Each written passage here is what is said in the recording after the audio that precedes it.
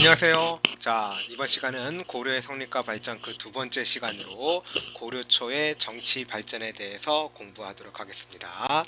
자, 이번 시간을 통해서 여러분들은요, 고려 초기에 왕권이 강화되는 과정, 그 다음에 국가체제가 정비되는 과정을요, 광종과 성종의 정책을 중심으로 여러분들 파악을 해야 됩니다. 따라서 제일 중요한 학습 내용은 뭐가 되냐면 광종과 성종의 정책이 되겠죠. 이 두 왕의 업적을 중심으로 여러분들이 이해를 하면 되겠습니다. 자, 태조는요, 왕건은 호족을 융합하기 위한 방법으로 어떤 정책을 펼쳤다라고 했지? 그렇지. 유력 호족의 딸과 정치적으로 정략적으로 결혼을 했다라고 얘기를 했습니다. 그래서 무려 29명의 부인을 거느렸고요. 그와의 사이에 34명의 자녀를 두게 됩니다. 따라서 태조가 죽은 다음에는 이들이 낳은 왕들 사이에서 이제 그 왕이 쟁탈전이 벌어지게 되는 것이죠. 그래서 2대 왕인 해종, 그 다음에 3대 왕인 정종 때까지 왕권이 매우 불안정했던 시기다라고 볼 수가 있습니다. 따라서 당연히 이렇게 호족 세력들이 득세하게 되면서 왕권이 불안정했기 때문에 이러한 왕권을 강화하기 위한 정책이 필요했죠.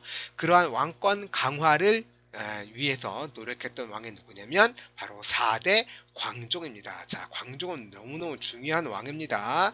자, 고려 초기에 왕이 나올 수 있다면 태조 아니면 광종 아니면 성종이 되거든요. 그러니까 특히 이 광종에 대해서는 꼭 여러분들이 알아두셔야 될 겁니다. 자, 일단 왕권을 강화하기 위해서는 당연히 왕권을 위협하는 호족 세력을 억압을 해야 되겠죠. 그래야지 왕권이 강화될 수 있습니다. 자, 이렇게 호족 세력을 억압하기 위해서 어떤 정책을 실시했느냐? 첫 번째, 노비 안건법을 실시합니다. 자, 노비 안건법은 너무 중요한 정책이니까 꼭 기억을 하도록 하세요. 자, 노비 안건법은요, 그 공신과 호족의 경제 군사적 기반을 약화하는 겁니다. 자, 우리 사료를 통해서 한번 보도록 할게요. 광종 7년에 노비를 조사해서 옳고 그름을 분명히 밝히도록 명령하였다. 이 때문에 주인을 배반하는 노비들을 도저히 억누를 수 없으므로 주인을 업신여기는 풍속이 크게 유행하였다라고 얘기했습니다. 자, 노비를 조사해서 옳고 그름을 분명히 밝히도록 명령했다라는 얘기는 뭐냐면 호족에 의해서 강제로 노비가 된 사람들이 있을 거 아니니 그 노비가 된 사람들을 조사를 해서 그 노비들을 다시 양인으로 만들어주는 그런 정책입니다. 그러니까 뭐 고려의 링컨이다 이렇게 보시면 되겠죠. 노비를 해방한 거야. 그러면 그 호족들이 거느리고 있는 노비들은 어떤 역할을 하겠니?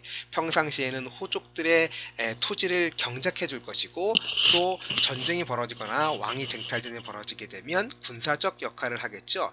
따라서 이 노비들은 호족의 경제적 기반이면서 군사적 기반이기도 했습니다. 따라서 이들을 해방시킨다는 얘기는 호족 세력을 약화시키는 그런 정책을 그런 결과를 가져오게 되는 것이죠. 자, 노비안건법 꼭 기억하도록 하고요.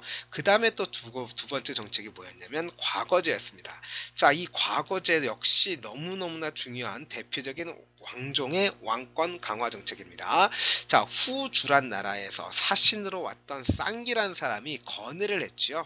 자, 그래서 유교적인 소양을 갖춘 인물을 등용하기 위한 이러한 시험이 바로 과거제도였습니다. 따라서 이 과거제를 통해서 그 나라에 충성하고 임금에 복종하는 그러한 사상을 지닌 유학자들을 등용할 수 있기 때문에 바로 호족 세력을 누르고 그 다음에 그 육두품 출신의 유교적 소양을 갖춘 사람들을 등용함으로써 왕권을 강화할 수 있게 되는 것이죠. 자, 세 번째로 그 건국 공신이라든가 호족 세력들을 대대적으로 숙청을 했고요. 자, 그 다음에 칭제 건원을 하게 됩니다. 칭제 건원은 뭐냐면 황제를 칭하고 연호를 제정한다라는 얘기입니다. 자, 그래서 광종 스스로 황제를 칭했어요. 연호를 제정했죠. 그래서 사용됐던 연호가 광종 시기에 사용되었던 연호가 바로 광덕과 준풍이 되겠습니다. 자, 이렇게 해서 광종의 개혁 정책까지 살펴봤고요. 이제 6대 왕인 성종 시대로 들어가도록 되겠습니다. 자, 성종은 왕이 되자마자 제일 먼저 뭐 했냐면 5품 이상의 관리들에게 숙제를 내준 거야. 야, 어떻게 하면 내가 나라를 잘 다스릴 수 있을지 국가 정책이라든가 건의사항을 올리라고 얘기를 합니다. 그래서 채택된 것이 뭐냐면 최승로라는 사람이 올린 시무 28조죠. 자, 우리 중학교 때도 많이 공부해서 익숙한 이름이죠. 자, 최승로의 시무 28조. 자, 그래서 최승로의 이 시무 28조를 채택해서 국가를 이끌어가는 기본적인 정책으로 삼았습니다. 자, 그런데 최승로는요, 출신이 뭐였느냐? 바로 신라 육두품 계통이었습니다. 육두품의 후손이죠. 따라서 이는 유학자였습니다. 따라서 이 최승로의 생각은 유교 정치 이념을 바탕으로 국가를 이끌어가야 된다라고 생각을 했습니다. 상대적으로 불교 행사에 대해서는 약간 억제해야 된다라고 주장을 했죠. 우리 태조 때 불교 행사를 장려를 했잖아. 그래서 연등회 같은 것이 아주 성대하게 개최됐는데 그러다 보니 국가 재정이 너무 낭비가 심하다 이거야. 따라서 불교 행사는 좀 억제를 하고 유교 정치 이념에 따라서 국가 정책을 운영해야 된다 이렇게 얘기를 했습니다. 자, 이에 따라서 성종 때에는 이성육부의 중앙관제가 마련됐습니다. 자, 이성육부에 대해서는 우리 다음 시간에 제대로 공부를 하게 될 겁니다. 자, 그래서 이성육부의 중앙관료제도를 마련했고요. 자, 그럼 중앙관제가 마련됐으면 지방행정구역도 행정제도도 설치해야 되겠죠. 자, 그래서 성종 때에는 지방에 12목을 설치를 했습니다. 12목을 설치하고 지방관을 처음으로 파견을 했습니다. 아주 중요한 내용입니다. 자, 12목이라고 하면 행정구역이 되겠어요. 아주 정치 군사적으로 그러니까 매우 중요한 지역에다가 12목이라고 하는 12개의 목을 설치를 했고 처음으로 지방관을 파견했습니다. 중앙 집권화를 위한 목적이다라고 보면 되겠죠.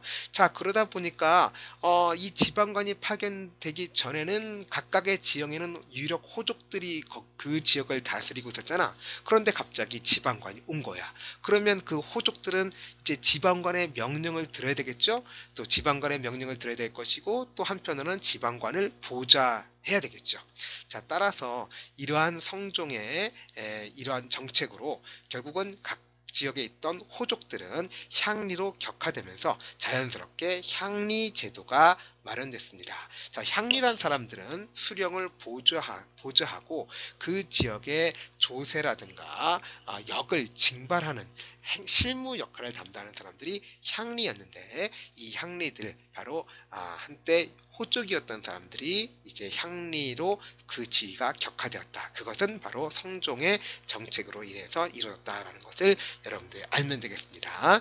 자, 한편 유교를 중심으로 국가를 운영한다라고 했으니까 유교 교육을 강화시켜야 해야 되겠죠. 그래서 중앙에다가는 국립대학인 국자감을 설치를 했습니다. 그 다음에 지방에는 경학박사라는 사람들을 파견을 했죠. 자, 우리 국립대학, 우리 신문왕 때 국립대학으로 국학 설치했다라고 얘기를 했지. 자, 고려시대에는 성종 때 국자감이 설치된다는 것을 여러분들이 기억을 하면 되겠습니다.